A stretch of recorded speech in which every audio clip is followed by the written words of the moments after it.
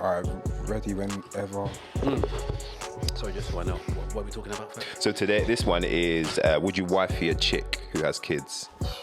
Yeah, get straight in. Oh, W's. Make sure this is on. Oh, can you get the shot cam of all of us? Oh, yes, please. Yeah,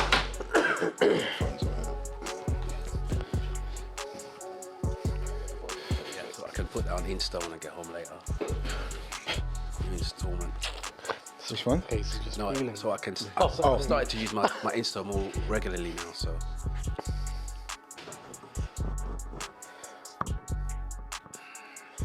I've been cut. How about that? The polite way of telling me I'm not on the show no more. Get up.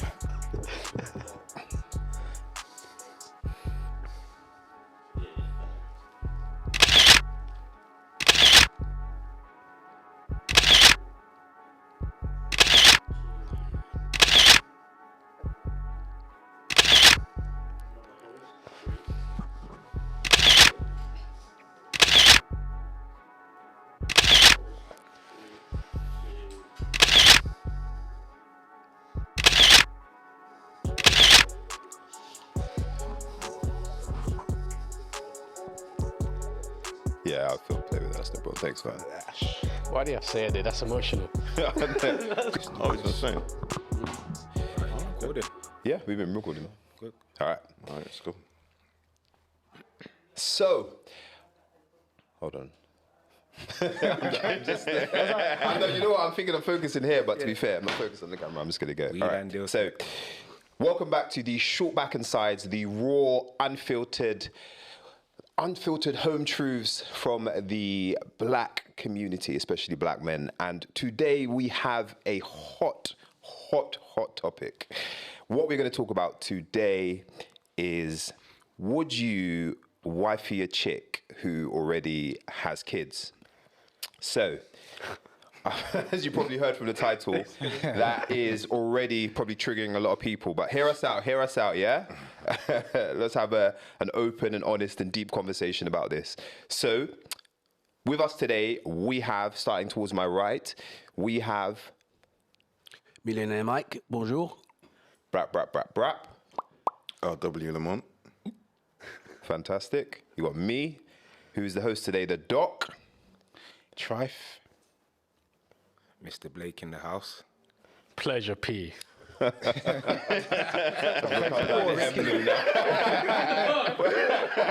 stands for perm. Okay, all right. So, let's get into this. So I'm going to kick these things off with a few statements, first of all, just to kind of show you what we're working with. So, with less than a quarter of families currently being single parent homes, and 9 out of 10 of those single parent homes are women led. Mm-hmm. And with black ethnicities topping the charts for single parent homes, with Asian households actually quite interesting being at the bottom of that. So there's that's some of the basics we're starting with. Mm-hmm. So, keeping things spicy, I'm going to say, let's start with my man here. And I'm going to say, I want to ask you a question. I'm going to pass it around to everybody. Yeah. So with the fact that I mentioned that 9 out of 10 of every single parents are women, and in the challenging world of dating as a single parent, do you think men or women face more hurdles in dating, and why? It's a good question. I think men have got their own challenges in regards to making themselves valuable. I think someone's at the door, you know. Is it? Yeah. Entree. Is it? Okay, hold on. We have to have door music. Okay. No, Kev, it's cool, welcome it's cool. back. Yeah, John. Oh, great Yeah, chat. chair. Yeah. There's still a fob there, yeah? I just need my key. Oh, okay. All right, cool. Thank you. Hold on, mate. Let me sit down. Yeah. Yeah. I mean, listen, Doc, to be honest with you, Hold my mic. Wait. just cool now. Ready to go. It's ready. Just like make a seamless transition. yeah. That didn't happen. That's all staying in. Yeah, so the hurdles, Doc, yeah? Hurdles. Okay, it's quite deep. I can give you a personal sort of experience, but first of all, I just want to address your question in a sort of theoretical way. I think men, in the first instance, have to develop some form of value, right? And that can take a long time. What I mean by that is having to show independence, experience, wisdom, financial stability. These are things that a man has to learn how to develop, skills that he has to learn how to develop. They don't come to him naturally. Naturally, yeah. So you could argue that, okay, yes, you could be a good-looking guy. You could have, the art of dialoguing with women and talking to them.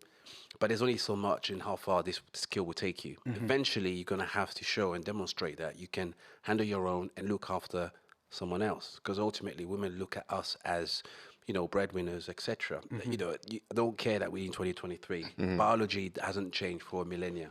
So women will always look for a man that has those traits that can demonstrate that, look, this man can look after me, irrespective of whether you've got a job or not. You know, it's not. Sometimes it's not even about that. It's about having that masculine presence. Guy that can change your tire, that can do a little plumbing around the house, that can cut the grass. You see, girls love all that stuff. Do you do what I'm saying?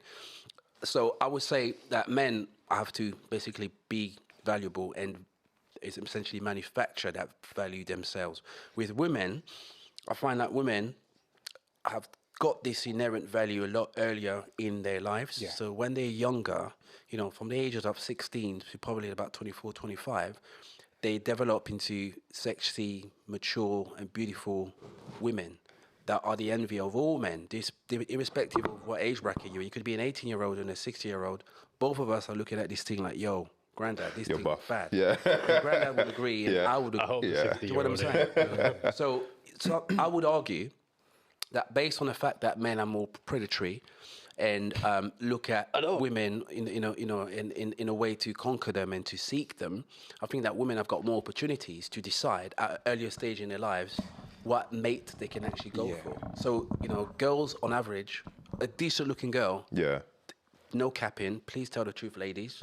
You get chirped on a regular basis. You can get chirped from the way you leave your house to the bus stop, by the postman, by the bus driver, by the train driver, by the Uber driver. Everyone wants a piece of you. Do you know what I'm saying? Like, in the bed. Instagram. To travel by all those means of transport, I chirps it too.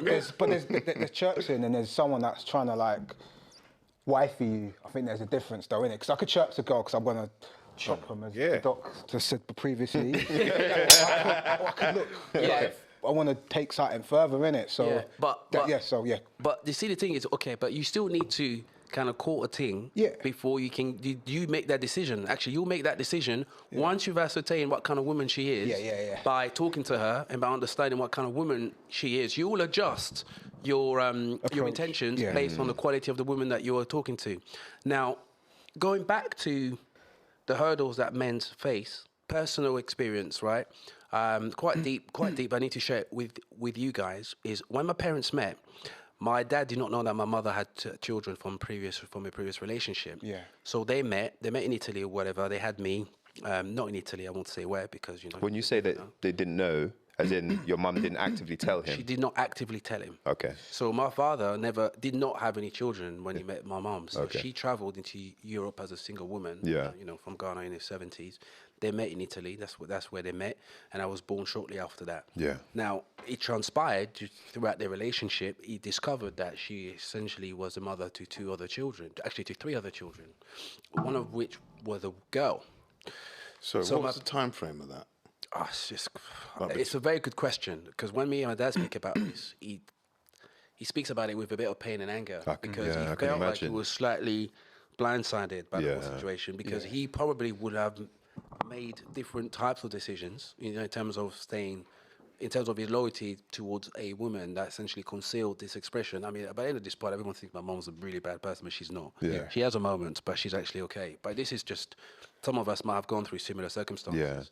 But what I have found, and this is where I want to touch on it, is when my mother proposed the opportunity for my half siblings, to come and live with us in France. My dad was only prepared to bring the girl over. He wasn't prepared to bring the boys over, right? Which was quite interesting. So we adopted one of my elder siblings, the girl, and the other boys, they had to make their own way in life because I think psychologically it was reminding him that these brothers look like my man. I don't want to raise another male seed, good, predominantly a male seed. Yeah. He was comfortable with the female. He was uncomfortable with the boys. Yeah. But even then, it still caused some issues. But I think my dad was able to maneuver and deal with them a lot better. And what was quite interesting is his adopted daughter rated him and respected him for actually taking her in and giving him her last name, his last name. Yeah. You know, so and I thought and this actually shaped my life tremendously to the point where I did not want to have baby mothers. I just didn't. And I'm being honest with you. Yeah. I by the grace of God, I managed to not bust into any girl in Northwest. I circumvented them Northwest chicks to the point where I was able to get married and have my seeds with one lady, and that's it. Yeah. Because I know firsthand the kind of issues it causes. Yeah. You know, so that shaped me from when I was we're young. I was like, when I saw my dad getting vexed and my parents arguing, about it, I said, no, I don't want none of that. Don't want that I want to keep it simple. So when it comes to, and it might sound bad, but I would happily sleep with a woman that has children. Yeah. Because I have. Yeah. Yeah. As long as she's good looking and she's sexy. Yeah. But if I'm willing to settle down with her as a single man, I'll probably do what my dad did. If he was a girl child, I might give it a go. Yeah. But if he was a man child, you ain't getting none of that. I ain't no way I'm raising the next man's youth. Any pharaoh. I'm sorry. It might sound controversial, but bro, I So many points to talk on that, man. I just So many want to things. go back to something you said, because I'm not going to lie, it struck a chord with me when you said, like, you know, men are predatory. And I think that's a dangerous narrative to put out there, because are the six of us predatory? That's a good point. I think. Hold on, let me just land with that one as well, Yeah. because I think it's too easy to say, like, oh, men are predatory and rare. So what if I'm trying to chirp a girl and get to know you? I'm doing it in a predatory nature. Let's not lie about it, man. There are some women who are some wicked predators. And you just have to look at some of the heinous sexual crimes that certain women are doing. It doesn't have to be used in a negatory way. A predator essentially is an animal or a characteristic that seeks something, and sometimes they seek something with that of a particular interest to them. So what I'm saying that we're predatory, I'm not saying in a R. Kelly like rape. R. Kelly had to get mentioned. But big up R. Kelly. Yeah. Oh my! The music is banging. Not the artist. Music. But what I'm trying to say, Kilo, I'm not using it in a way like in a bad way. I love my women. I respect them all wholeheartedly. What I mean by that is, you are expected as a brother, when there's buffetings in a rave or buffeting in a place, you have to go and chirp them. They'll make themselves available. They might give you the little eye and a little batty shake and a little twerk. But you have to go and make the move. But so therefore, you the predator, not she. But then let me ask you something. When women have chirped you, how has that made you feel? It's fantastic. Because you didn't have to do that whole predatory nature, innit? It was wonderful, but sometimes it was only wonderful when the girl was nice. Hold on, but that is. I think it's a bit more complicated. I think it's a bit more complicated. I think sorry to cut you. I think when you said that, I think when a girl comes and approaches you, I think it's nice. But I think it's nice in the sense that in this current day and age, when you know that girls, just like you were saying in the beginning, are getting hit from the moment they open their eyes to the moment they close their eyes. Do you mean as in like on Instagram, like they're getting chirps? Physically, Not physically hit, so actually more specific. There's options to chop, basically. Be more to direct from like the moment they open their eyes to the moment they close their eyes. So when they're in that market where they're just bathed with that attention, for them to say, actually, I'm going to go and pursue this guy, is a compliment. And I think in that setting, although it's, as we mentioned before in our previous talk, I think RW was talking about this, about like getting put on the top of a table by a girl. Tabletop. But this is the thing. But seriously, it's a nice fetish if a woman comes up to you and talks to you and makes, lets her know that she's interested. But who here is in a long-lasting relationship with the woman that initiated that? Apart from P. And that's fine. But I think even in the numbers, because it's not usual. It is outside of the norm. I think women are having to do that now a lot more than they've ever had before. But actually, I wanted before we get into that, I wanted to touch on that predatory point, because I think that's a really, really good point. Right. And I agree, and I see completely where Mike was saying about we are, as human beings, as males, predators. We are the predator of the species, absolutely. But within, contemporary culture, the term, the connotations of the term has now been used against men primarily and cast men as these evil, sexual predators.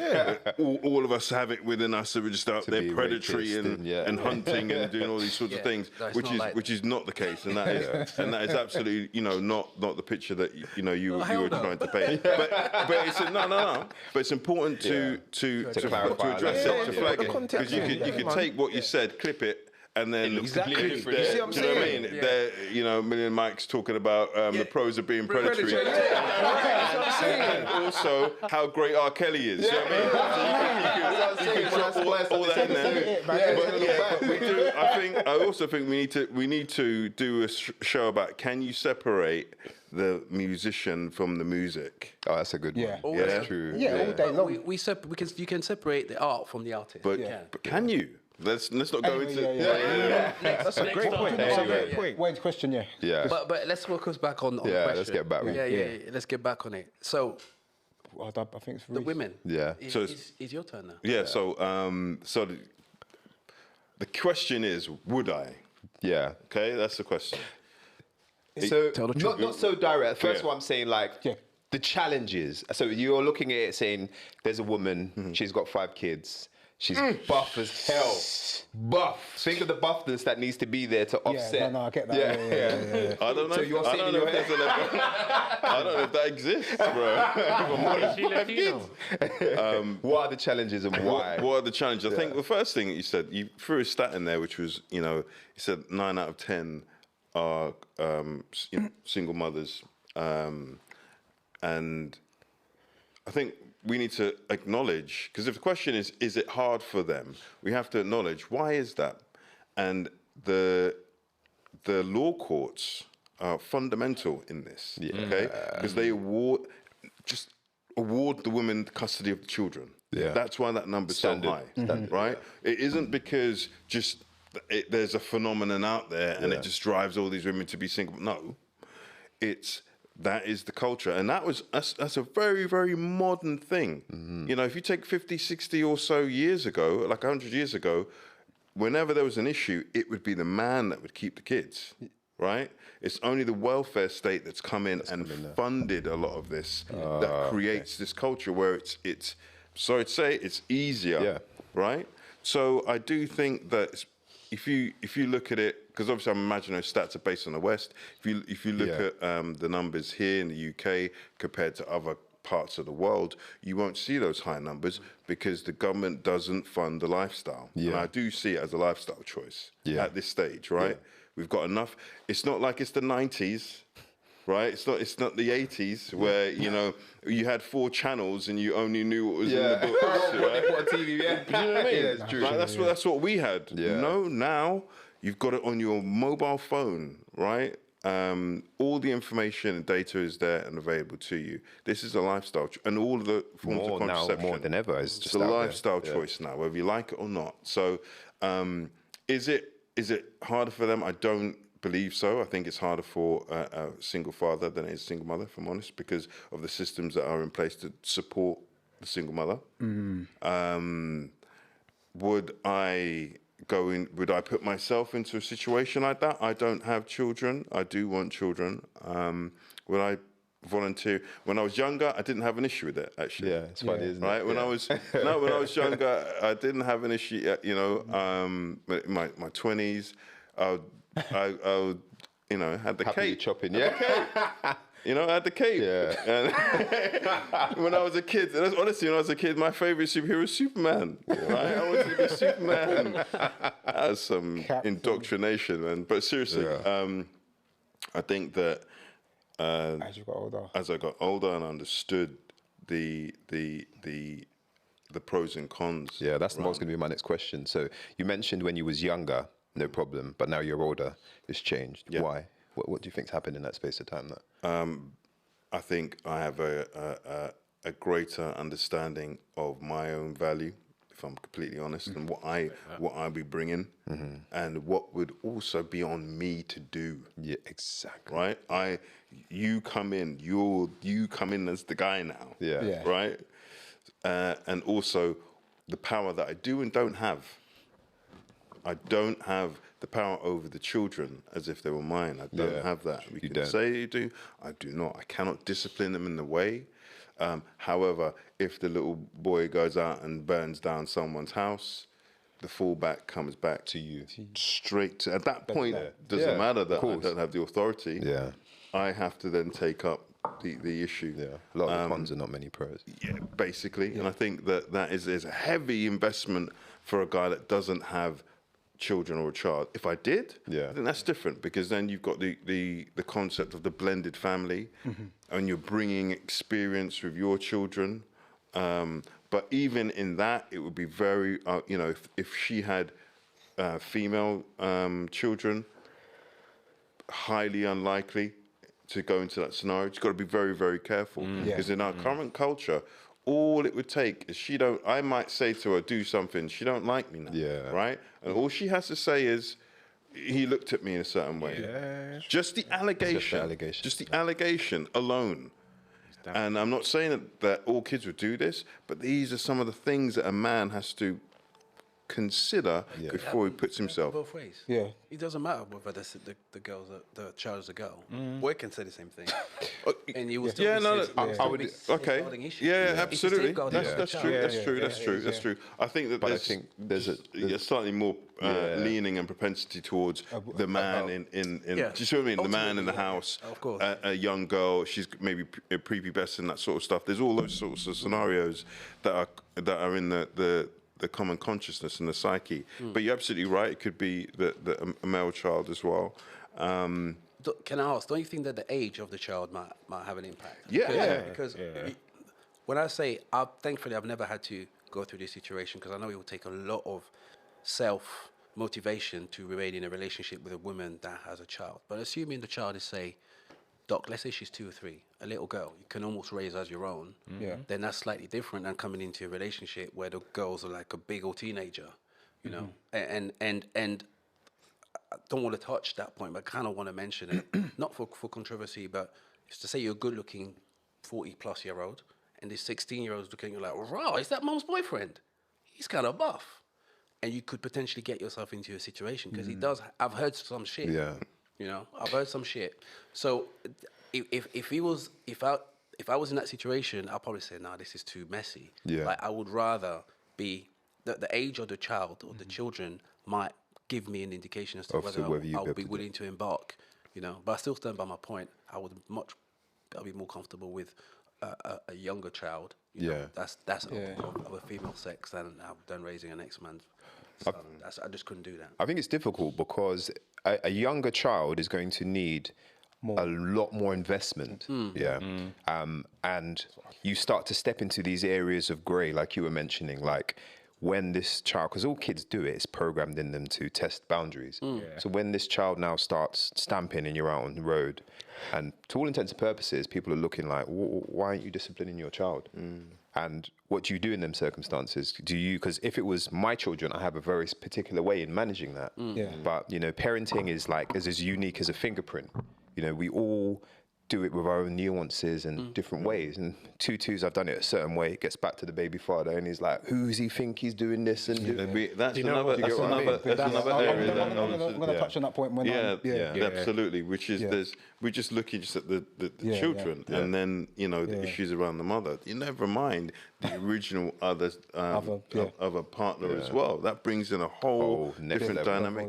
But I think that for me, the core thing is, and as men, we should all do when we're evaluating a situation, is ultimately, what am I getting here? I know it sounds a bit selfish, but no, you 200%. need to evaluate the situation. We're problem solvers naturally. We're very good at understanding a situation, thinking, what am I actually, hold on a minute. Until it comes to chopping, and then we seem to lose that ability to be very logical and say, what are the pros and cons in this situation? But if that's what you value, right, then that's on you. If you value basically sex with a woman is valuable enough to you that it's going to offset a lot of things that you're going to have to encounter, right? Yeah. Personally, no. Yeah. That to me just doesn't add up. But Doc, I want to touch again Yeah. the age of the child. Yeah. Because if this woman is old school Vivica Fox A grade. Yeah. Old school. Yeah, old school. Old school, not school, yeah. Don't lie, man. You still chop it now, man. Don't tap your knife, man. Tap your knife. Bro, no. She's horrible now. But when she was at top of her A game, and she had a child, let's say a 2-3-year-old, you could potentially see yourself being with her and bringing another child in. Yeah. It makes it easier to bring that concept of branded family together, because that older sibling that may not even be mine can see that child as their own. As their own. Yeah. Whereas if she had a 15 or 16-year-old or a preteen or teenager, it makes it a lot more difficult for that child to even try to even commit to wanting to become their brother and sister. It depends, though. I think. You don't think so? And I think another point is, so I mentioned this scale. I think also the older scale. Again, I think it's going to be hard to enact any form of changing discipline or routine or anything, because exactly that, they're 16, 17, setting their way. They're basically young adults at that point in time. So for you to come in, especially if your views are different, and to change, especially if you've got kids and you're bringing kids into a situation, if you've raised your kids to a certain way, for example, you say at 9 o'clock, phones are all locked off. Yeah. And she's got her phone until 2 o'clock in the morning. You're like, what do I do? Yeah. You know what I mean? It's a grown girl. Sorry, just before we move on, I know there's one other thing, which is, I'll ultimately always be number 3. Yeah. Right? It's always. Like, so number one. Are even when if you look on dating profiles, if you look on dating profiles and you see women with kids, number 1. I'm a parent. My children always comes first. Yeah, but no. But I think Pete's saying, well, that would be the case when you have, your kids, but they'd be my kids. Yeah, exactly. Yeah. But I think that I would always be, obviously the kids in her mind will be first. Then it's her. Yeah. And then when there is some time, maybe, there might be some time. A window. That's also the same.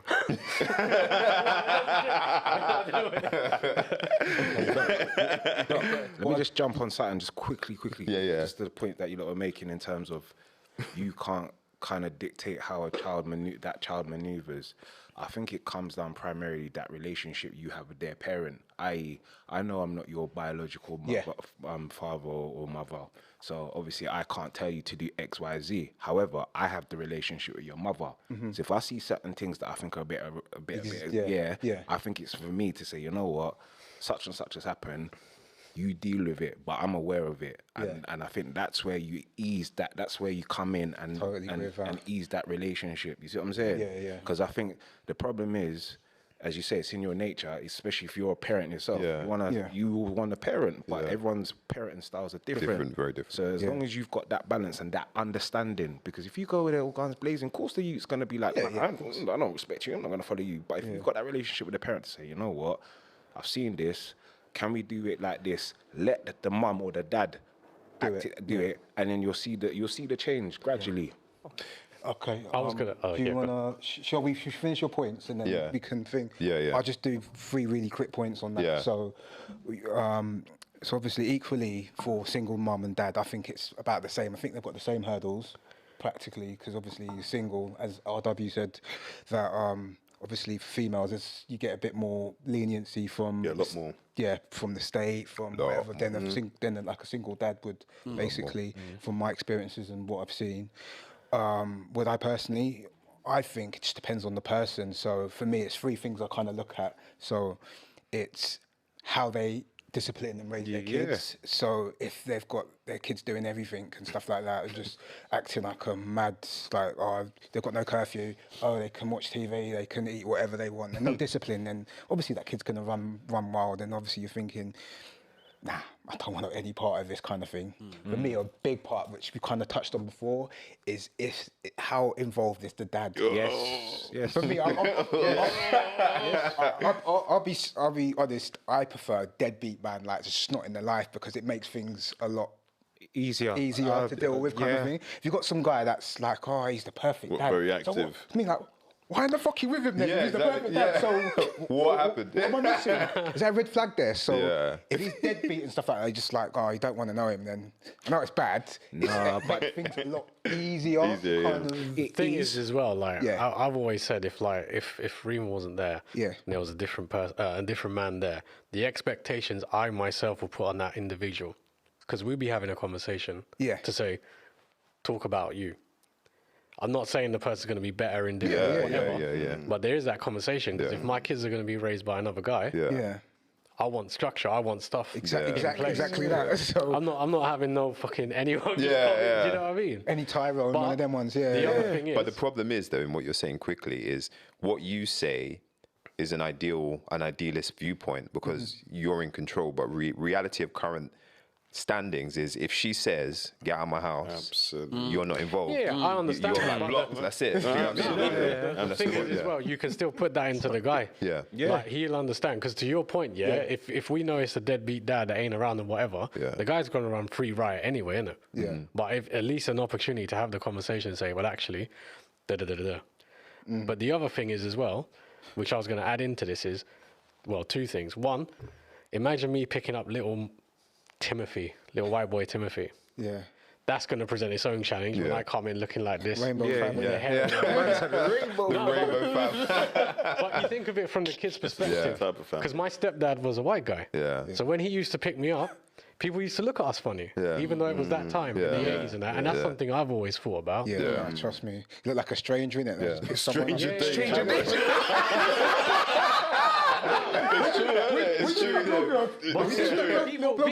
Even his mum, like I call her my grandmother, when obviously she would have been like 50, 60, whatever, people used to look at us funny walking down the road, but to me that was my grandma. So there's that bit, and then alongside that is also the differences in culture. So if a different culture is raising your child as well, so I think the expectation probably on the woman is a bit harder in this situation, because they got quite a lot of factors to think about. And then taking it back. But I was going to talk to you about something trife though. Go on. You see deadbeat dads, but let's just say you had a father that was involved that can take the kids away weekends so that you can spend more time with your team. Like, I think the deadbeat dad might put more pressure on your relationship, because let's say you want to go to Butlins, you want to go on holiday with your missus. Butlin. You have to take the kids with you. No, you don't. You know, Grandma. You don't. Exactly. This is where you have the support unit. Don't get me wrong. Like, and I say this in experience. Obviously, I've been with someone that had a child, and I've seen that child in different stages of their life.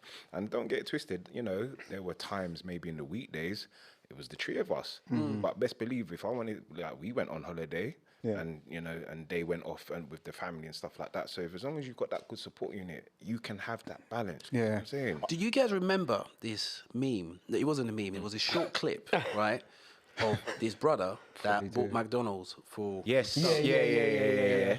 And the baby mother had like 4 other kids from 4 different and she was saying, why are you buying just the McDonald's? My kids, Because he was basically saying, this is my kid. I'm looking after my kid. You know, because, well, he's got brothers and sisters.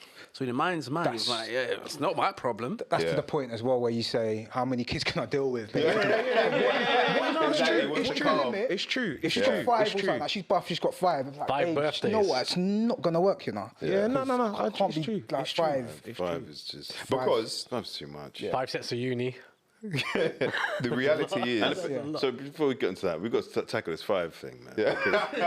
Because, you know, to get to that... That's 5 mistakes. Yeah, No, don't say that. No.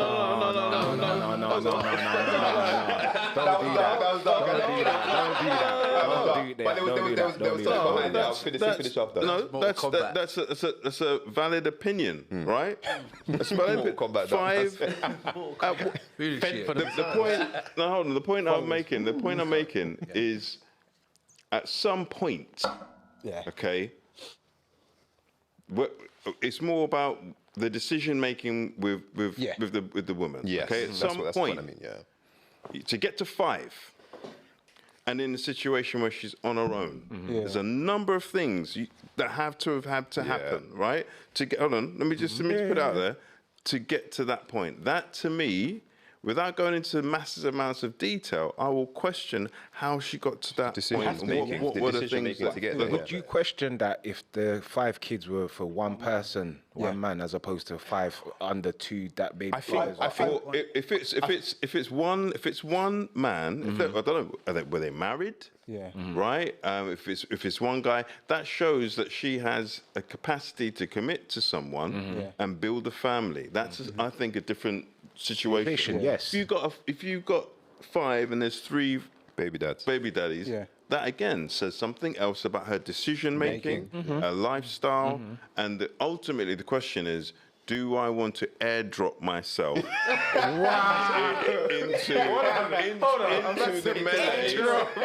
the men? No, but that's what it would be. That's what it would be. I've got to, as a guy, I've got to ask myself, do I want to get into the middle of that situation? She might be a great woman. Yeah. You know, the kids are great, but also let's not forget she can always flip the switch at any point. Because I don't have. Someone educate me on this, but a legal sense. I don't, I can invest, I can commit, but if she wants at any point, so you know what? You're boring me now. You're out. Yeah. Curveball. Yeah. This applies. We can discuss this subject in several decades. Yeah. In our 20s or 30s. Yeah. You might say no. But let's say you live your second life, yeah? Let's say, Doc, you're now a professor. Professor Doc. Your kids are grown. I like that, yeah. Your kids are grown, and you meet a woman that inspires you. She inspires you, and something happened in your past relationship, whatever. But God forbid, but it's just this hypothetical situation, and you find this woman, maybe in her 40s, early 40s or late 40s, who you get on well with, and she's got 5 grown-up youths. Yeah. It's a different conversation. I don't know if it is, for me personally. I think with wisdom and where I've got to, if you asked me that question when I was in my 20s, maybe I would have given a different answer. But I think growing older now, it's changed. And I think this goes back onto what you were saying actually at the beginning. And as men, we have to build the value as time goes on. So I've only built my value to a particular place by that age. So if I've got to that value, I'm going to struggle to see myself in my 50s looking at another woman who's 50, if that makes sense. If I'm in that position that you're describing, I'm thinking to myself, what does a 50-year-old woman with more kids have to offer me, because I'm going to think with my selfish hat on, that I can't get from a younger woman? Do you get what I mean? And when I think about it, for what I would like in a woman, I'm going to go hands down to the younger woman. And, might get cancelled for this, but for the reasons why that I say that is because at that stage, for me to get to where I've got to in life so far, I've had to go through so many challenges, had to battle, especially being black, had to battle for hurdles. Honestly, the wounds that I've had to just shake myself up from and get on and move on. Yeah. When I walk through my door at home, I just want sanctuary. It sounds awful, but I just want sanctuary. And what I've come to understand, and this is from personal experience, is what I've noticed in dating women who are my age or close to my age and younger is it's different. Yes. That's a very diplomatic way of It's true. I've caught into so many different, more complicated things with an older woman that is going to take me an age to invest in, to even try to break down in comparison to somebody who's younger. So for me, like what you said, if I've reached that age, I'm probably still not going to take that option. If I'm weighing out. Even in your late 50s, 60s, you'll still go further down. Yeah, because my thing... just people... but that still moves, though. You know what I mean? I think one thing that's before you chime in, notice the number of things factors you have to take in account, right, to balance it out. Do you know what I mean? In terms of you have to create this context where you're of a certain age, you have a certain level of reputation, you've had kids, she's had kids, all of these things to offset a very, very challenging situation. I think that's really that's the point. My takeaway from it. And though I said for me it was when I was younger, I had no issue with it. You know what? Looking back in it, I don't think it's necessarily my age. I think it's now I don't want to say red pill because it's almost like a cliche. Right? Now it is, But I think that my understanding of male nature and female nature and of life has been the driver to say, whoa, actually, it's not a moral judgment. It's just simply a scenario I don't want to put myself in for a number of reasons. You said something quite interesting, Doc, where you were basically saying you'd more likely go for the woman that was younger than 50 as opposed to the woman who's 50 and kids. But have you not considered, and I'm not trying to be patronising in a way, there's a high propensity that woman you buck up with who's younger, maybe in her 20s or 30s, if she ain't got no pickney, she's going to want to have pickney. And are you going to jump on that narrative of, you know what, I'm an old father now, am I going to restart that element of my life again? Yeah. So that's a really good question, really good point. And I have to say the honest answer is no. Right. And that's what. But this is the thing. Where this is the thing. That puts me probably into a difficult set of circumstances that happen. But equally, I'll say again, I think what we want as men, and I'm going to generalize a bit here, is different to what a woman wants. Yeah. And as far as I'm concerned, I can be really happy, and I can mean this, I can be really happy around my kids and in my own space. Do you get what I mean? And if I've done the things that I've got to get me here and I have value, excuse the term, but I can still chop. So I can still get the... No, I can still get the sexual encounters. I can still release that urge. I can have... I'm trying to run it back now, make it more diplomatic. But I can it's too late now, isn't it? But I can still spend that time with my family. I can still get that. And, you could fill the boxes. So I'm not saying this is obviously putting in scenarios and say wouldas, shouldas and couldas, and with the wisdom that I have now, would I? Another thing that I think was important to mention is the age thing. Like you said at the beginning, like all men will appreciate a good-looking woman. Whether you're 70, whether you're 60, you'll all look and say that woman's banging. But I do think, obviously, more so it's going to be on a moving scale.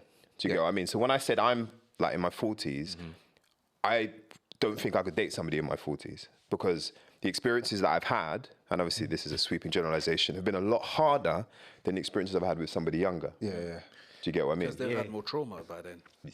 And I think we have to, if you want to get your relationship, it's a fact, if you want to get your relationship to where you want it to be, you have to unpick that trauma. Am I going to, in my big ass 50-year-old self, unpick this girl's trauma? And I have to say, be honest with you, I don't think many girls really care about our trauma. So, why am I going to put that? But I think the key thing there is, and I really, we're assuming that a man and a woman deals with these things in the same way, and we don't. Right? And whether we like it or not, I know it's not a palatable, comfortable concept, but a man is the one with the experience, and it tends to be the woman with the trauma.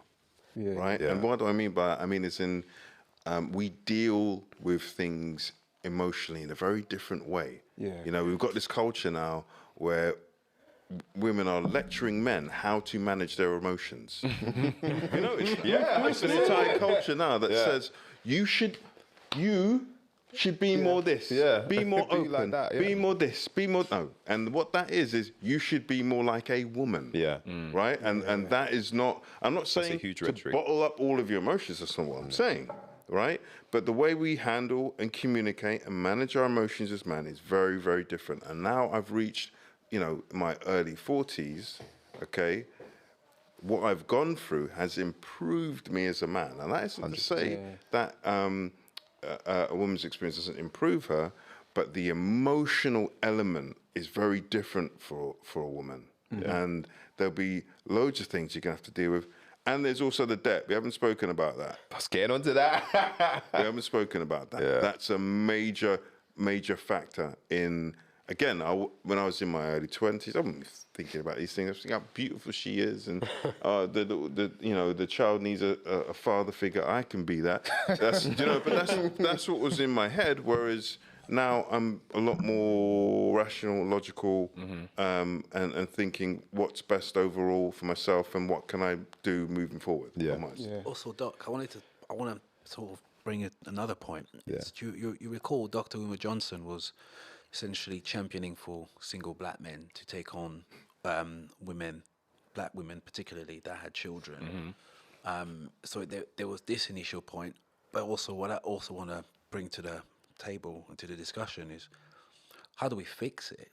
or what can we propose as solutions to somewhat try to reduce this cycle eventually? Because the concern I have, and the reason why I was so committed to having my own family, is because I understood and I felt first-hand experience the trauma that it causes when you have fragmented families, when you nuclear families all over the place. You don't have that cohesive relationship between your parents. I felt it firsthand. Yeah. And I was like, I don't want to put my progeny, my descendants through that. Yes, yeah. Coupled with understanding, the plight of the black human person altogether. I was compounding it. I was like, no, I need to try and give them a better opportunity than I did. Yeah. And I thank God, I hope I've done that so far. But what I'm more concerned about is the rest of my community, my kinfolk that are going through this situation. But even other people from other races, it doesn't really matter. But because I'm black, obviously I share the black experience, I live the black experience. So I want to find out, after we discussed everything, what could we do better? Do we start to reinstill the concept of marriage? Do we tell the gal them, do not skin up your pum pum and just wait until you get... I'm just being honest. It does, and that's the thing. You keep it between your legs until you find a good guy. Do we make ourselves more accountable as them, and say, yo? So basically saying you want conclusions after we've had these kind of discussions on it. We've got to come up with some solutions. No, Because at the end of the day, like, yes, but we've all got our own views in terms of what we would be prepared to do. But I do think that in all our respective walks of life and what we do at work, we problem solvers. Yeah. We solve problems. Yeah. So do you, so do I. Yeah. So do you, so do you, so do you. And there's nothing wrong in us employing our skill set. It doesn't really have to be in a field where we are, but we've been blessed with natural thinking. to critically analyze and to do things. And what I genuinely want to do is help my peoples. Help them come up with something that can be more beneficial for them, so that they can talk about more pleasant things. Do you know what I'm saying? Yeah. Here's the thing. Yeah. A solution to all of this is we, I'm speaking as a black person. Yeah. We as black people, we are not spiritually connected. Yeah. And until we are spiritually connected and unified as one, these problems, whether it is the topic we're discussing now, the whole anything related to black people that's in a negative light, until we come as one and we are connected in spiritually, mentally, emotionally, all the different realms, we're going to continue to have this conversation over and over and over and over. I think it's interesting when you mentioned the stats and you brought up other races. Yeah, I was literally just going to ask that question now, yeah. If you look at them, they are spiritually connected, yeah? That was literally going to be my question. Why do you think that as a race, black people are the highest in single-parent homes and Asian are the lowest? Okay. What do you think of the... Yeah, so I think for me, and I saw it on another podcast, that if you look at South Asians who are Muslim, for example, yeah, it's a close-knit community. You always hear a Muslim man say, I will never fight another Muslim man, because the likelihood is I'm going to buck up you in the masjid. You see what I'm saying? Yeah. We don't have that in this community. We don't. Yes, we have the church, but even with that, that's fragmented. Yeah, you see what I'm saying? Do you know something? Because obviously my baby mother is from India. No, stop that. The mother of your child. I don't like this. No, I don't like No, this is what I'm saying. The mother of my children. Yeah, we're big grown people, man. You get me? No, seriously. I think my passion for this topic, because I've been on both sides of the spectrum. Yeah, I can tell. Yeah, man. Yeah, so it's made me more around this. Okay, so respectfully, the mother of my children. Thank you. Put some respect on her name.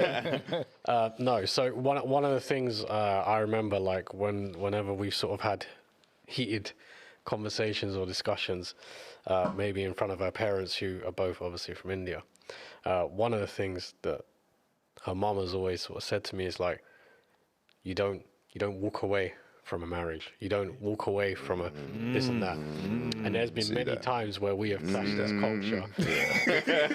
No, but it's true. That's true, bro. 100%. Old school wisdom from the matriarch, from the female, from the older female, instructing the female to say, look, that's very important. But she says it to me. She said it to me. Okay, okay. And she said it to the male.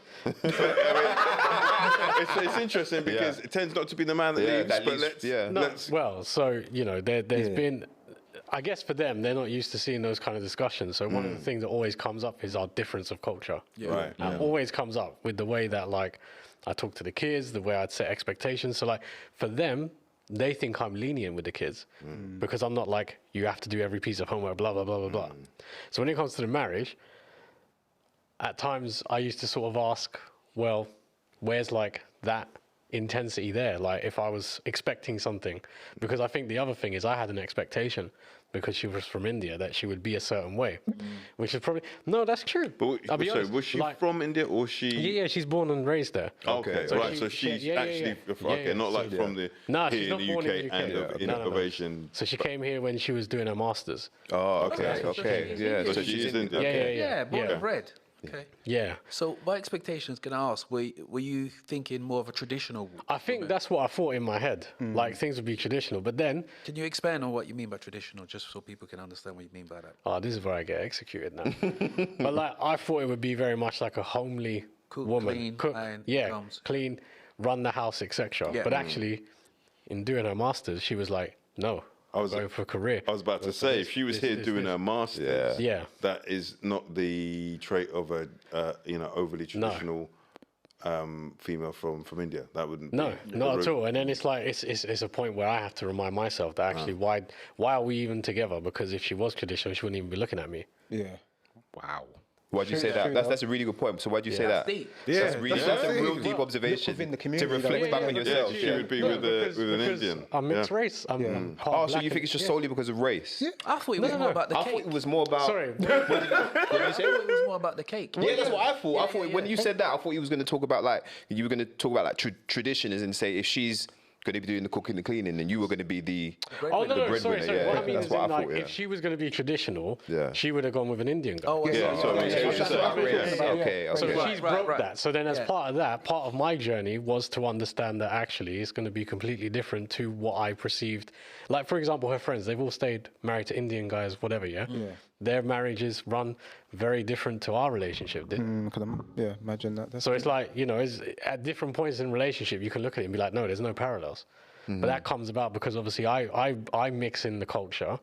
And then there's things that she's picked up and she says to me, before I met you, I would never have done this. I'd never spoke back to my parents. I would never have done this. Bad influence pay. Back chatting the rents, So when you ask that question, I think when they stay within their own community, like you asked about Asians, I think obviously they have a tradition, they have a set path that they go on, similar to what you said.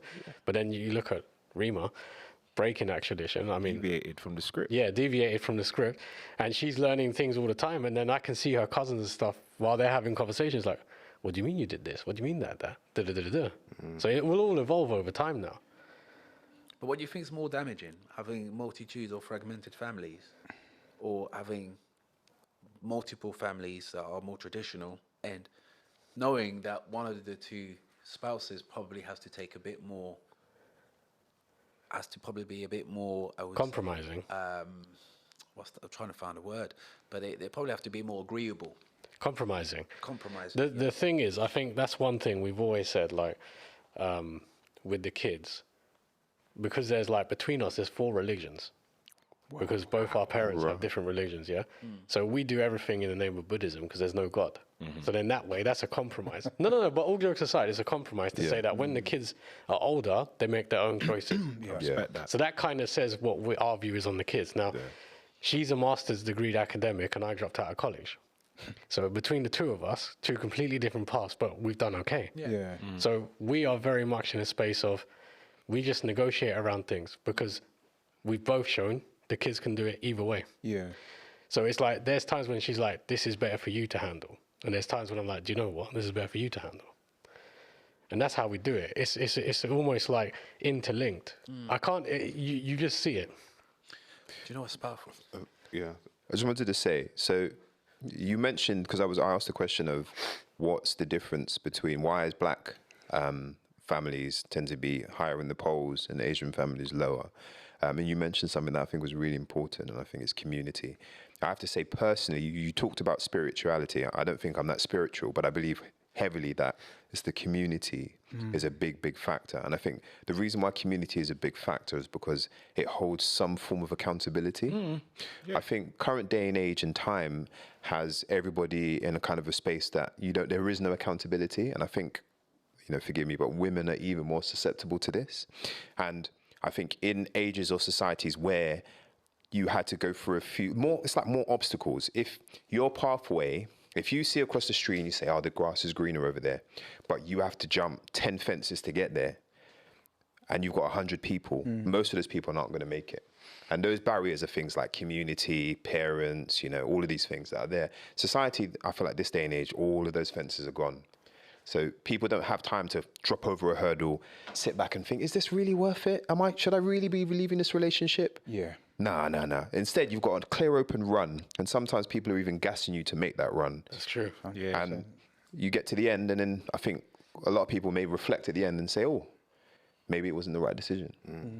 So I think community is a huge point. Yeah, I think just on your question about why is it with black communities this way and with the Asian communities another way, and we've had this conversation quite a bit, just kind of privately. Yeah. And I think one thing for me that I try to be is more specific, because actually we should be talking about as black British people. True. Yeah. Very true. Because very true. We are not this amorphous Amalgamation. mass. Yeah.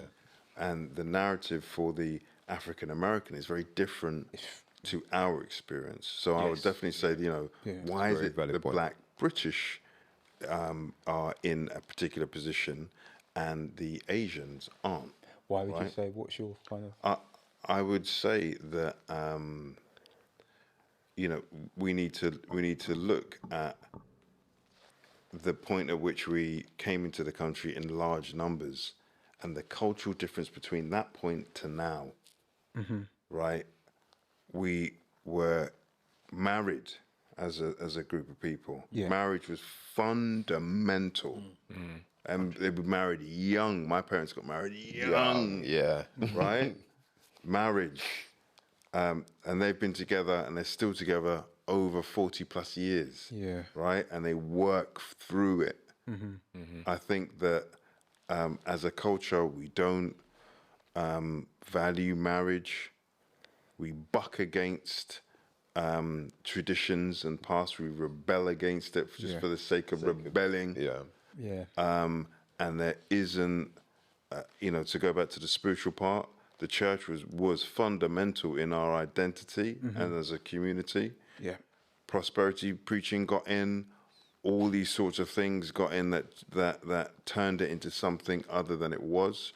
Because I remember as a child, I remember the deacons and the elders, the elder mothers in the church, and they would sit at the front. I used to hate going near the front because of the judgment I would get. You get But it was good for me. That's a point. It No was judgment very. anymore. It was no judgment. It was very, very good. I remember I used to have to be a bit more like that when I was near the front, because there were standards and quality, and we have ripped that apart. Whereas if you look at the Indian community, when I was younger, I used to see them, and I used to see how their parents would get involved in their marriages and their relationships. I used to think, this so and oppressive. that. And I understand why now. I get it. 100%. Now, it isn't to say that, you know, you can't be with someone outside of your culture, not what I'm saying, but that will always be a smaller number. Groups tend to be with themselves generally. They're just, We sit on look the at the number numbers. distribution. Yeah, we always grouped. Yeah. There's a point also I want to touch on as well, Doc, because being black is such a complicated subject matter, and it touches on what you were talking about, Reese. Is you've got various experiences of blackness. You've got Caribbean blackness. So you've been in the Caribbean. You've got Jamaica. You've got Trini. You've got The small islands, yeah. all the others. Big up St. Vincent.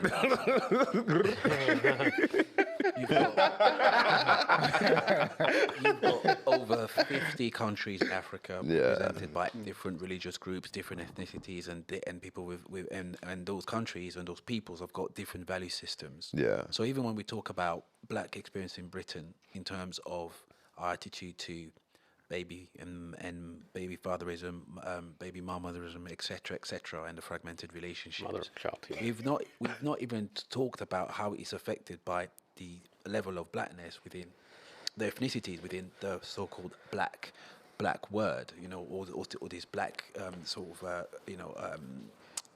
the way that we segment ourselves as black people. You've got black Africans, you've got black British, you've got black Caribbean. So then you've got the other nuances of black. You've got our Somalian brothers. Who, some of them consider themselves black Africans. They will also want to be part of that black African experience, but they're also governed by a religious system. And even within Islam, you've got different Islamic views. You've got Shia Muslim, you've got Sunni Muslim. Then you've got Protestants, Christians. Then you've got Catholics, you've got Mormons, you've got Jehovah's Witnesses. Bro, it's a minefield of madness. And it makes it very difficult for us to navigate our relationship. So especially as black people, you know, irrespective of where we come from, we have this inherent attraction to one another. What we consider to be attractive is fairly homogenous. We all like a big baby girl, we all like a big breasted girl, big thighs. So it doesn't really matter. All about the thighs. So if I'm linking a thing that's from Somalia, BBs, she's got the package, but I know religiously and tribally we're completely different. We come from different parts of the continent. She's east and west. So even that creates an issue, because I might be attracted by her lustfully, breed her, then I'm ducking. And then she's raising a child of mine that comes from a completely different background. And because I have my own understanding of my culture, or my part of my community will take to a woman that's completely different, she might find it very difficult for her to integrate into mine and mine into hers. And these are some of the issues that some of our peers are experiencing at the moment, where they fall in love with each other, they have children, but they can't navigate actually bringing up that kid. On that, do you know what I noticed? Certain Africans would rather their son marry a English white girl than a Jamaican girl. I'm not even saying. And this is it. So what I was going to say is the same. The single mother rate the same in African communities as they are in Caribbean heritage communities. And I mean, I don't know the numbers, but I'm anecdotally, I don't think it's as high.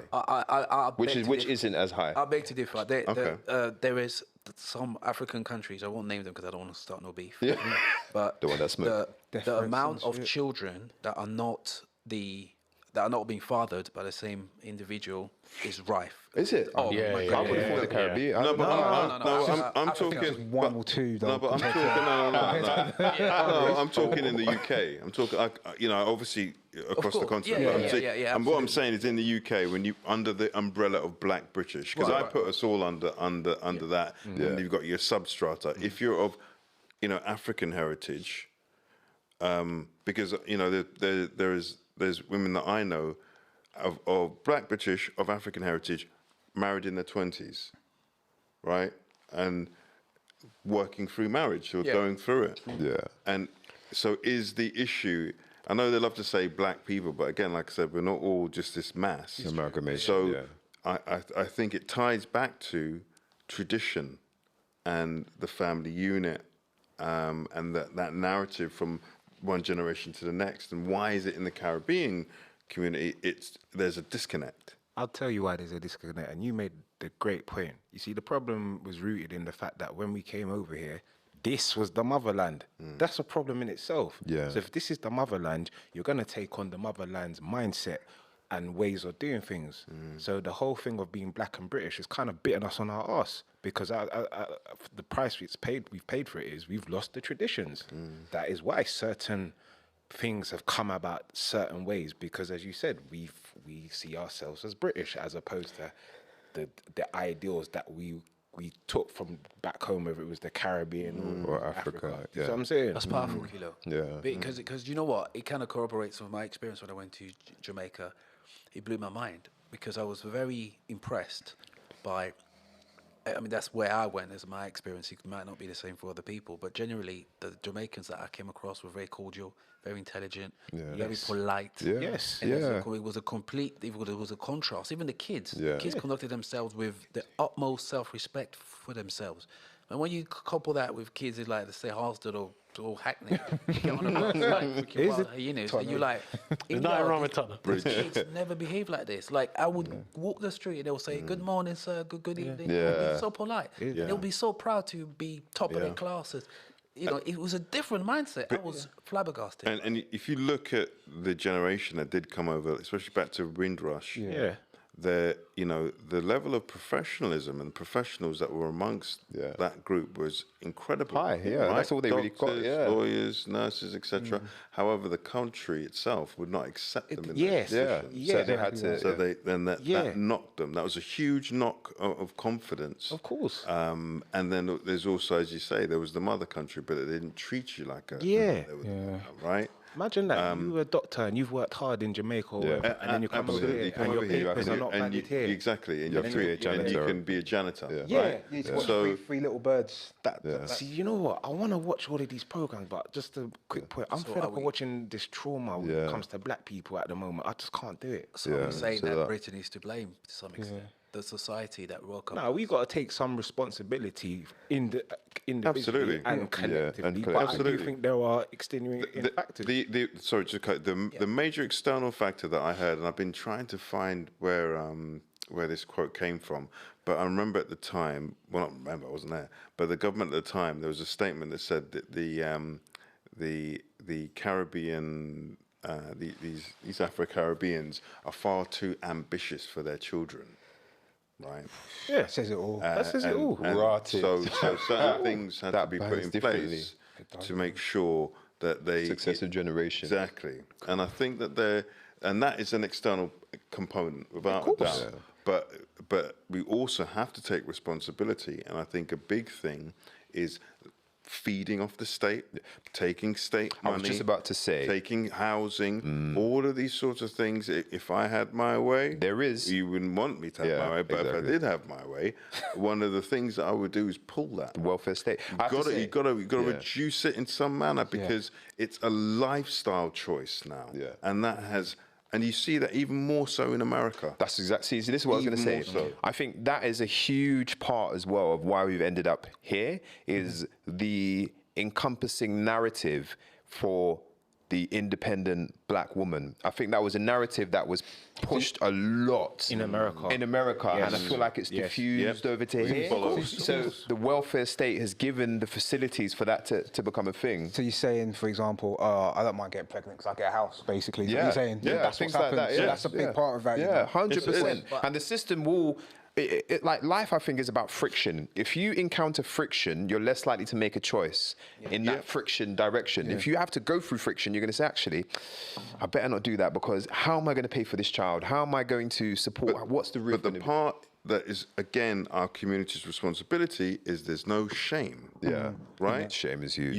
What you'd get in other communities is the elders would say, like the aunties within the Indian community, right? They're like the police. Yeah, they are. CCTV. You can't say nothing about them not knowing. But it's important to have a tier within a community that keeps the culture culturing. Right? I like that. Because without that, you do get the, I'm just going to do this and it doesn't matter. Yeah. Right? It's true. And it's true. And it made me think, you think about our grandparents when they came to you, and they were restricted with the housing with no blacks, no Irish. All the uno did do partner. And buy their yards. Yeah, exactly. And it's mad when I hear kids now, what's partner? I know that's lost, I know. And this is what I'm saying. This is what it goes back to my point. There are certain ideals and traditions that we did come over here with, and they've just gone out the window. I remember I was at Vauxhall at was it Fire, one of them clubs there, and we was in the queue, and there were some black girls, like they were young, they were like 20s, in early 20s. They didn't know about Milo or Milo. And I'm like, what do you mean you don't know about Milo? That was like, these were the things, you know what I mean? Like, Dettol and all of them. Dettol went in the bar. Every had a picture of Dettol. Yeah, that's what I'm saying. That would cure everything. That's what I'm saying. You'd have laceration. All right. That's what I'm saying. This younger generation, they don't know about them sin thing days. You know what I'm saying? And it's just kind of like, I know when it was COVID, I went back to that. Putting the Dettol in the shower. Rum, baby, exactly. Little lime toe. So basically, but do you know this is a very interesting discussion. Gunshot wounds and that. So you're all right. But Doc, right? And I'd like to hear the Indian perspective one day, because we beat them up, but we don't know what's really going on in their community, we might be talking about the 2023. Because the Asian community. Yeah, because I'm telling you for a fact, the longer we stay here, in the UK, and the longer we embrace that Britishness, come 2-3 generations, we'll have some little lighties with curly hair doing some crazy normal everyday. You know what movie? Yeah? It looks like I was like, oh shit! I'm just keeping a buck. The future. So a lot of the stuff that we remember, like partnering, the dental, and all that kind of thing. 2-3 generations down the line, Kilo, they're not going to remember any of this. They're going to be completely detached from Yard, from Ghana, from wherever we come from. And then all they're going to know is West London, North London, South, or whatever. But the thing is... But the thing is, right, we have all talked about it. When you said Del, all of us referenced it. So it's kind of our choice as well, isn't it? Because if we're not hearing it, So if you're not hearing it from other people in that, like, you don't have kids, but you're both talking about it. And you're in your 40s. So it's a reference, it's a reference point that we've grown up with, and it's something that we've decided to continue. So when you're talking about solutions, that it says that actually our forefathers actually gave us that. They gave us these tools or whatever. It's us, our generation has chose not to. That is dodo. That is dodo. Yeah, they've recognised now. They've recognised we used it in the bath. But Mike, let's have that one. Charge them cunts more. But you know what, Mike? You made a great point, and I think this is something that I feel we're very fortunate that some of us grew up in Northwest and Harrow, because we was around Asian communities. We were that colour bastard that was allowed to come in our brethren's house and everything there because we were cool. You know what I'm saying? Whereas if you look at other pockets of London, they're not exposed to like Asian communities the way that we are. Oh, well, I grew up in East London, like literally, bruv, like we learned this cuss words as well. I could cuss a man's mum. You had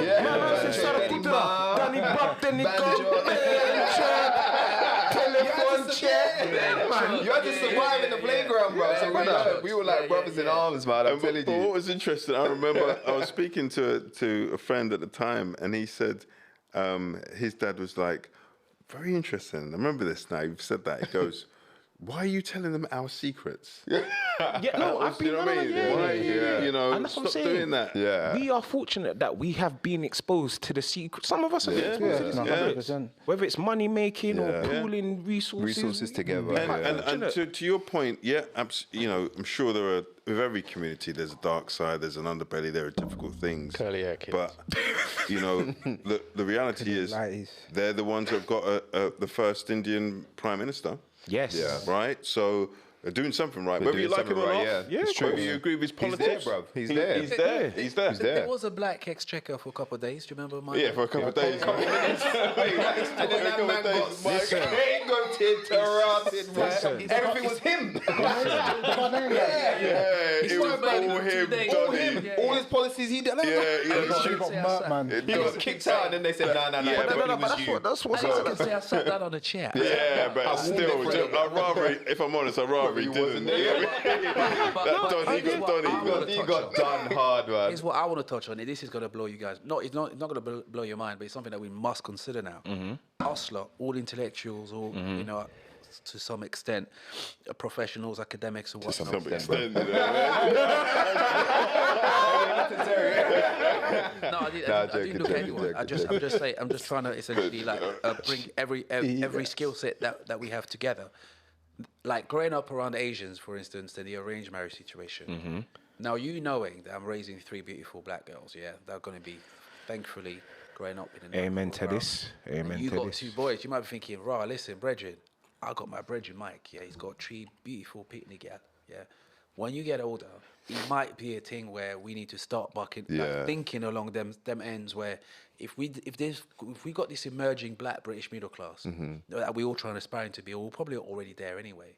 But we want to safeguard that to some extent, have our own identity as black British people. We might start having to start borrowing from some of our cultures, adjacent cultures that we have in UK. You know what? Take the pros out. Some of the Gujaratis, they got this thing on lock. I'm allowed to say, yo, Doc, let me hold your son now, Let me in. That's a good point. It's true, there's a very good value, I'm going to introduce you to my little eldest daughter. She's looking for someone. They 2 like each other. Boy, high five, we've done this. And you see there what happens instantly is... We might have to do that. No, but this is what... Before dating, right? I think it's really, dating is really something that's post Second World War. Yeah, it was cool. You know, with the upturn of the economy. Before that, it was the families, and it was soft arrangement. It wasn't the hard arrangement that we've got this in our mind. You don't have a choice. Yeah. But it was families coming together, understanding actually. But marriage is very much. It's only now it's become this romantic ideal. Yeah. It's very much a business. This actually happened to me. It is. Yeah. This happened to me when I was younger. So my dad is Muslim, and I was visiting one day. I was about 18, and he goes to me, "Go upstairs." I'm like, "Why am I going upstairs here? There's all these new brothers there."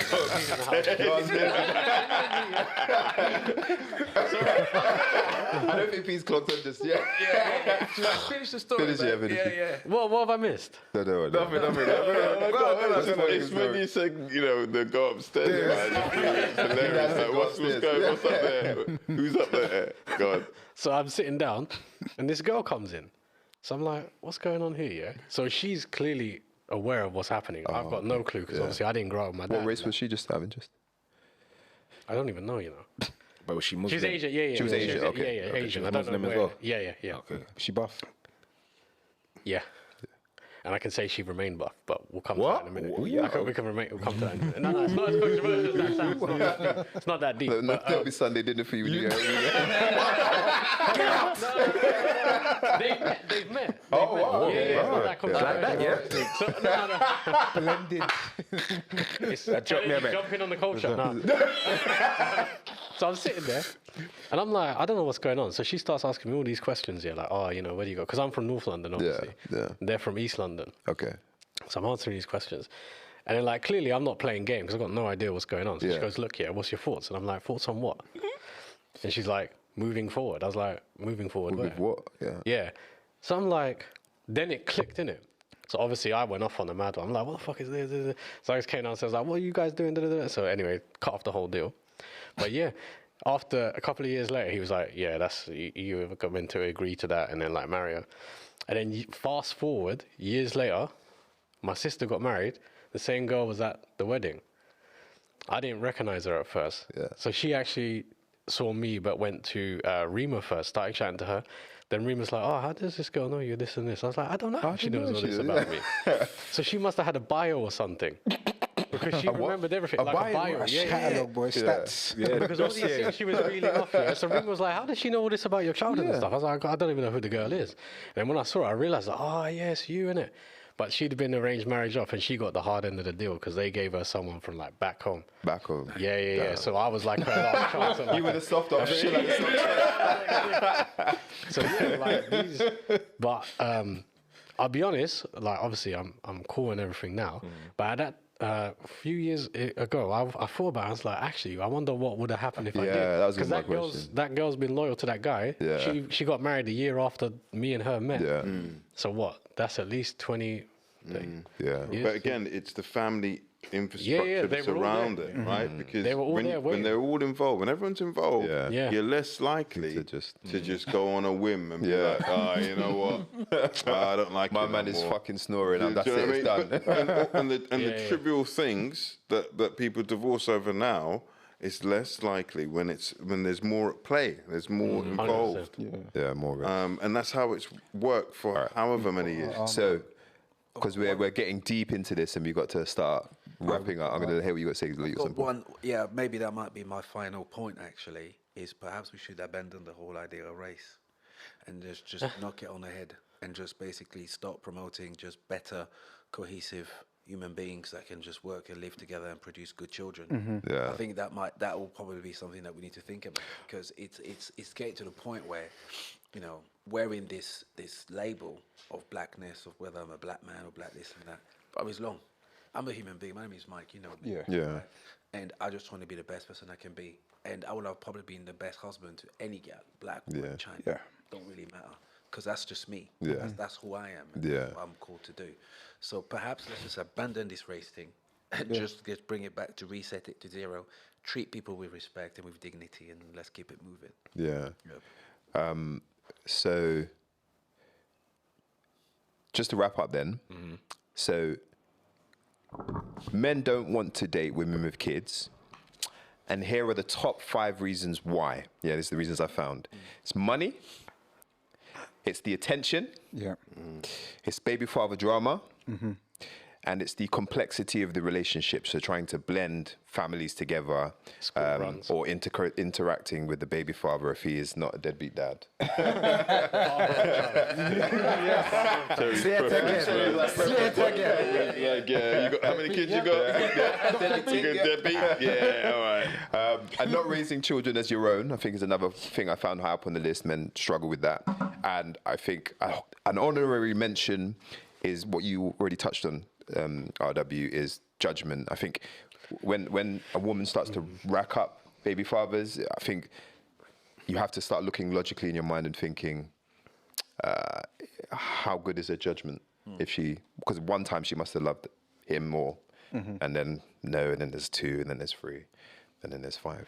So with that, had to be 5. But again, there's an assumption in there that she loved the one that she had a child with. True. That might not be the It's case. huge. This is what I mean. There's True. so many variables. True. Real talk. I was going to say something, but it might get me, I'm going to say it anyway, Rags. You know, it just might be that stage where, you know, when the child gets just that little bit old and then the benefits threaten. Yeah. But they're going to stop. No, it's true. It's true. It's true though. I've heard it. Like, it's time to push out another one. Playing the system. Yeah, playing the system. That's what I'm saying. Back onto what you said. If the welfare system wasn't there. If it wasn't there, or if you had to pay it back. Yeah. Right, like student loans. Yeah. These sort of things. And I know it's like, oh, that doesn't sound this, that doesn't sound nice, a bit harsh. But the spirit of the system was to support those that couldn't, which is wonderful. Which is and beautiful, I completely agree with that. Yeah. But there are too many people that will see that and learn how they can maneuver through it to pull things out. Yeah. And it's how do you deal with that part? Like, even with student loans, I know people that won't go over the threshold where they have to pay it back. They'll just sit on 23 grey K or something like that for the rest of their life. They ain't paying them. They want to pay their I'm like, bro, that don't make sense. Yeah, you don't just use your... But you know what, Doc? You made an interesting point, and I think sometimes we as men have to look upon it like, say, if you're a man that's got bag of kids, because you know, there's a lot of women that won't fart on you. No, because you've got this baby mother, that baby mother. So I don't think we're immune to that either. Yeah. No, seriously. No, I'm glad you raised that because I was gonna. Yeah, I was gonna ask a key that point question. because a lot of the reality is. A lot of guys aren't having kids, and there's a smaller group that are having the multiple. No, it's true. It's true. I'm just saying that is. And and Mike said something interesting as well. 'Cause like, I've seen that when you meet a woman and you tell her how much kids, and you say it's just with the one person. Yeah. I don't know, I feel there's a little bit more respect, on your name a little bit, as opposed to having baby mother this up, baby mother over there. So no, seriously. No, I can imagine. And that speaks to the quality of the person you're speaking to, because I know if you look across the pond and look at the African American community, actually the opposite is the case. You become even more attractive. Exactly. I saw a famous reggae artist on on TikTok recently, and he was being interviewed by a woman. I can't remember his name. Yeah, it's Ninja Man. The man was back. Ninja Man goes, how many children you got? And he said something like 20. Yeah, 21 Keisha.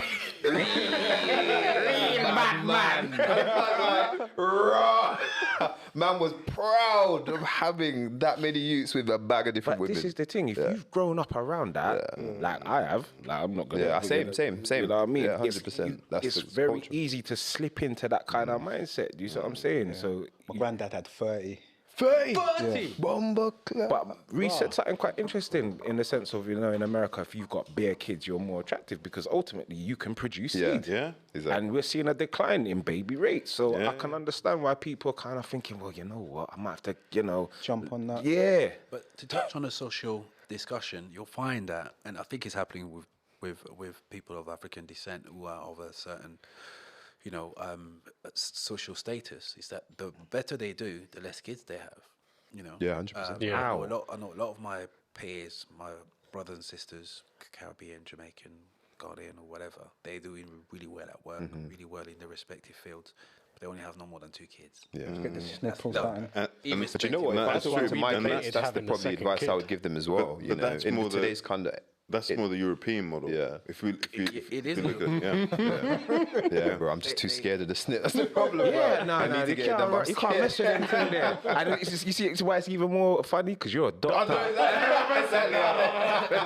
For that, come back with phantom pain. I'm like, I can't do that. Give her one fentanyl patch. The chop he didn't want. Yeah. Did you get that one?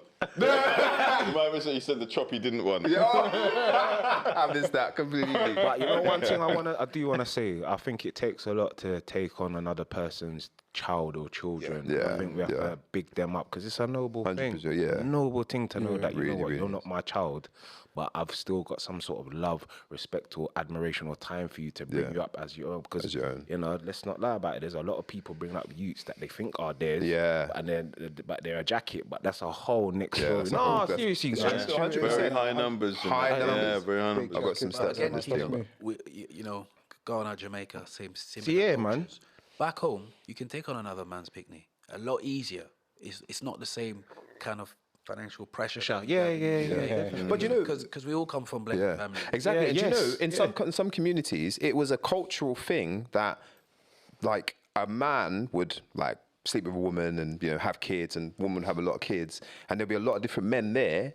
And if you walked into that household, you would father them. If you left that household, you'd father them. You know, it was just like, I can't remember where I read this or what community it was, but apparently in this cut-off place, it was like whoever was there was the father. Wow. It looks like Ross Goldie, bro. So you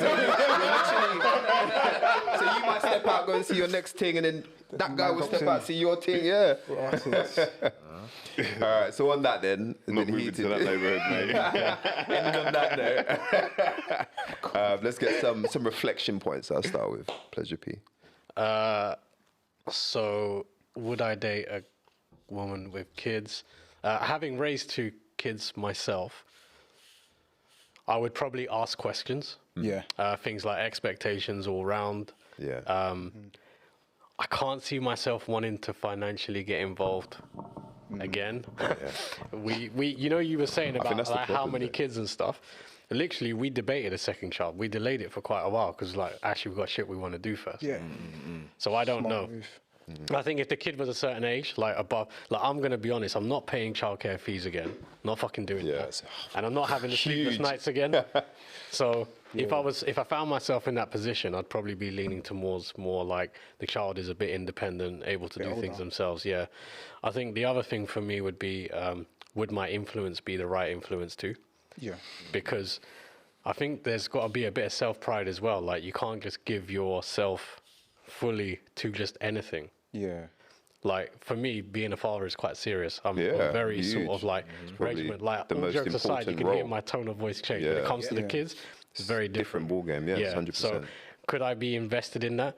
I think if it was a different woman, I'd have to truly be into that woman. Like, I'd have to want the future with her and all this and that. So for me, that would come as a consequence of it, and I would make that decision in my head, like, okay, yeah, this is what I'm prepared to do. So I don't know. I'm not in that position. Yeah. But I think I know what the considerations would be if I was ever in that situation. Yeah. I think for me, when I was younger and I didn't have no kids, I was very much like, yo, I'm not going with no woman that's got kids already. I want my child to be your first child. And I feel for me, when I became a parent in my late 30s, that whole narrative changed for me, because essentially I became a father and I realized the responsibilities of becoming a father. So to forward that, have I dated a woman that's had a child? Yeah, I did. And I learned a lot about it. And some of the things that you've all said, I can resonate in it, in the sense of, as I said, for me to sort of not even just take on that child. I think the point I want to make here is that person's entrusting their child on me. Yeah, that's true. It's a big one. It's a big thing, and I think we downplayed the significance of that. And it goes back to what Reese was saying, especially if it's a girl child that you are taking on. If her mother feels safe enough, feels that I'm a safe option to pick up that child or be in the same presence as a child while her mum is there, I think that says a lot about that person as well. Don't get me wrong, it's not for everybody. And I think at this age now, I think we'd be naive to think that there aren't going to be women out there that have kids, you know what I'm saying? That said, you're right. You do need to know your own worth. You do know to know your own value in it, and you can't just come in there like some bull in a china shop saying, "Yo, this have to run like this." And you know what I mean? This is what I said before. You need to have that communication with the mum, essentially, in the sense of, look, I've seen certain things. I don't feel I'm in a position to address it because I'm not the parent. You need to do so.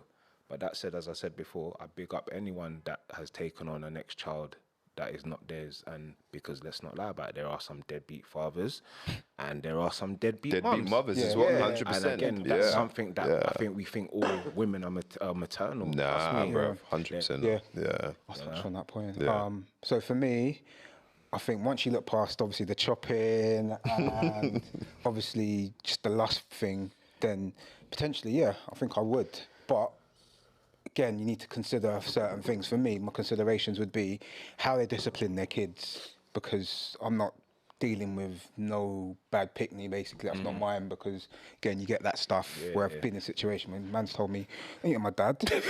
That's all. Actually, one of them ones, so I wouldn't like to be in that situation again. He said man's told him. How old was the kid? About 10. Okay. Sorry. The youth said, and so I wouldn't want to be in that situation again. So it has, obviously, you have to look at the way the mother obviously is raising the kids and the discipline they put into that kid, and if there's no discipline, then that says a lot about the person. Can I ask quickly? Sorry. How do you assess that then? Because don't you have to get into some level of a relationship to be able to assess that, and then you have to kind of then, if you're like, oh no, how do you like on them, innit? back out of that situation? I'll say don't go too deep until you see certain things. So you spend some time with them. And just the way they're around, like, do they encourage them to do homework? Do they are they just allowed to do whatever?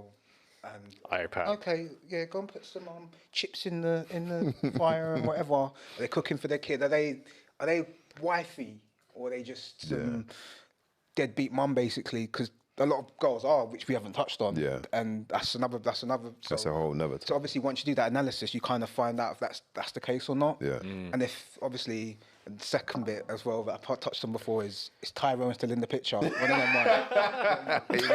Tyrone. So we said let's not like create that race, and you just went straight to Tyrone. Is Tyrone still in the picture or something like that? Because don't know. It's just, for me, I would ask the question if the guy is really still involved and stuff like that. Why am I here? Yeah. Why am I here? Why don't you just like, you got a bond together, something that we don't have at this point in time. That's a very valuable point. Yeah. Is that fire gonna alight again once you like start going on parents' evenings and stuff like that? So you just them kind of things. But that's where you got to be secure in yourself and your relationship. I get that, but that's what you're saying. It's still a risk. Yeah. And when you're weighing that risk, you have to think, do I want that risk? Yeah, do I want that risk? I could be deep in and then Tyrone's in there with my dressing gown. Tyrone got his key card, Or the reality is Tyrone already had a key. So you don't, it's true. So you need to do that.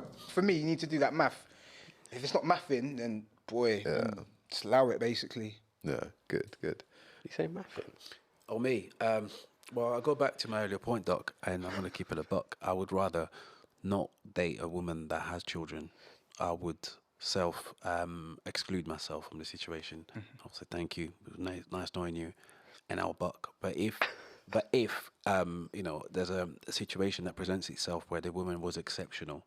For instance, she is a member of the church congregation I go to. She shows exemplary leadership, good skills, things that a man... Sounds like you're interviewing her for a job, bro. He got the job. He got it. You start on Monday, man. But let's keep it serious. It is a job, but let's just say she shows exemplary women. I looked at your CV and she ticks all the boxes. Yeah. There will be some conditions that I would probably consider in order for me to embark in a relationship with this individual. But I do feel their plight, because it is a bit, and I say this in the nicest way possible, but it's a bit of a stain for some women to have children that they are rearing and they are raising when they want to get into another relationship, because men between us, we'll have our own predispositions on how difficult it is to be with someone that has kids. It's not easy. It's actually, it's a difference between taking the A road and the motorway. Yeah. The motorway gets you there quickly and easy. The A road is going to be full of twists and turns. Avoiding the potholes. You can still get there. It's going to take you ages. And most of us would rather, especially us as black men, knowing how difficult the world is for us in the first instance, are we going to put ourselves in a much deeper handicap when in actual fact, if I do well, if I'm exceptional, I can get the pick of the bunch. And the pick of the bunch that I like. Do you know what I mean? So, I just have to be honest, man. RW? Yeah. Bamboozled. How do I say this tentatively? Still to answer the question, for me personally, it's no. It's not something that, it's just not a situation I put myself in. I was on a date once and it was having a great time. And then I remember she said, "Oh, I'm going to tell you something about myself." And the moment she said that, red flag. I just you on your forehead. Inside you're like, inside you're like, what is it? Yeah. But you can't say it like that externally. It's like, oh, yeah, exactly, sure. Okay, what is it? And then she did let me know that she had 5 youths. It was that bad.